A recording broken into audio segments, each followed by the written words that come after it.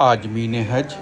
अब बहुत ध्यान से आप देखें सऊदी अरब की सिक्योरिटी सिस्टम, यहाँ का सिक्योरिटी सिस्टम, हम लोगों को लगता है कि जो हम लोग यूट्यूब पे लाइव मक्का देखते हैं सिर्फ उतने ही कैमरे हैं। दोस्तों, 1-2-100 नहीं, हज़ारों की तादाद में कैमरे हैं और ऐसे ना जाने कितने सैकड़ों कंट्रोल रूम बने हुए हैं, जिसमें बड़ी बड़ी हम लोगों के घरों में जितनी बड़ी दीवारें होती हैं उससे भी बड़े बड़े टेलीविज़न वहाँ पर लगे हैं, एलईडी लगी हुई है और हर पल हर कैमरे के ऊपर 4-4 घंटे की ड्यूटी के हिसाब से सिक्योरिटी स्टाफ लगा होता है और एक एक कैमरे के अंदर ऐसी ऐसी टेक्नोलॉजी है कि आपके नाक के बाल तक वो गिन सकते हैं, इतना ज़बरदस्त इंतज़ाम होता है। तो अगर आपका अपना कोई बैग, आपका अपना कोई सामान गिर रहा है तो इनको भी पता है कि वो आपका अपना है और आप अगर उसको उठाएंगे तो ये आपके पास कभी नहीं पहुंचेंगे।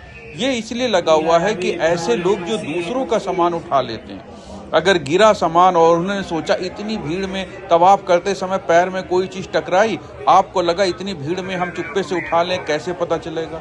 अल्लाह माफ़ करे, अल्लाह तो देख ही रहा है। लेकिन ये दुनिया में अल्लाह ताला ने ऐसी ऐसी टेक्नोलॉजी सऊदी अरब की सिक्योरिटी को दे रखी है, ऐसा ऐसा सिस्टम दे रखा है कि आप उस लाखों की भीड़ के मजमे में अगर पैर के अंगूठे से कोई चीज़ उठा करके अपने हाथ में पकड़ लेंगे, वो भी इनको पता चल जाएगा।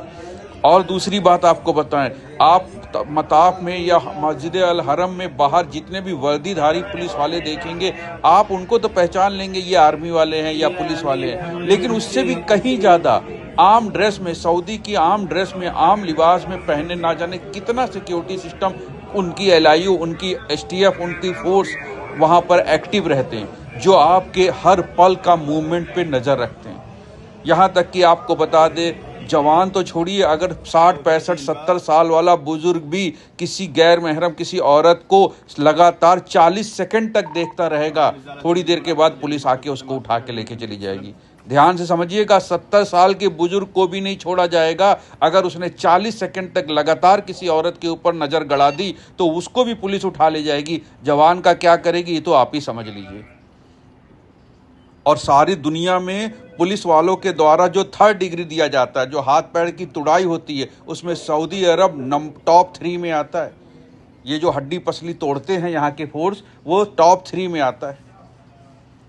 और जो सऊदी अरब का बंदा है, जो सऊदी सिटीजन है, अगर वो भी कोई गलती करता है तो उसका भी पता नहीं चलता है कि वो कौन सी जेल में कहाँ गया। हमारे इंडियन हाजियों का तो आप ही अंदाज़ा लगा सकते हैं, कुछ अता पता नहीं चलेगा कहाँ गए। अगर जरा से भी अपराध जैसी चीज़ में कोई भी लिप्त हो गया, अपराध जैसी चीज़ में कोई फंस गया, इसलिए आपको ये वीडियो टेक्नोलॉजी हम दिखा रहे हैं। आप इसमें देख कर सिर्फ इबरत हासिल कर ले कि आपके एक एक मूवमेंट पर नज़र होगी।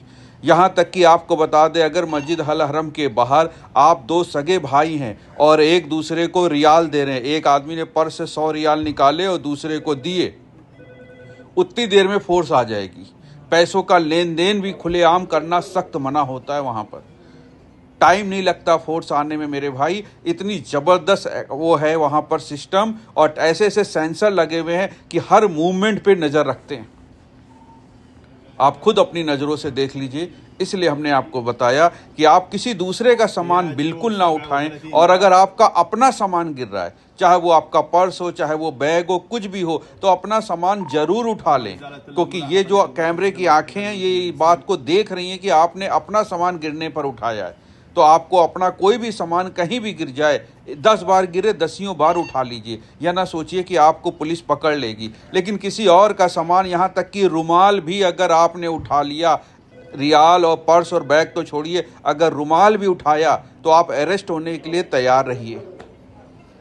पिछले साल एक हाजी साहब ने गलती करी थी, 3 साल की सज़ा हो चुकी है उनको। उन्होंने मताफ में किसी साहब का बैग उठा लिया था और उठा के लेके बाहर चले आए थे। तो मेरे भाई, नाक के बाल गिलेगी, ये वो पुलिस है, इसलिए बिल्कुल अलर्ट रहिएगा, कोई गलती ना करिएगा।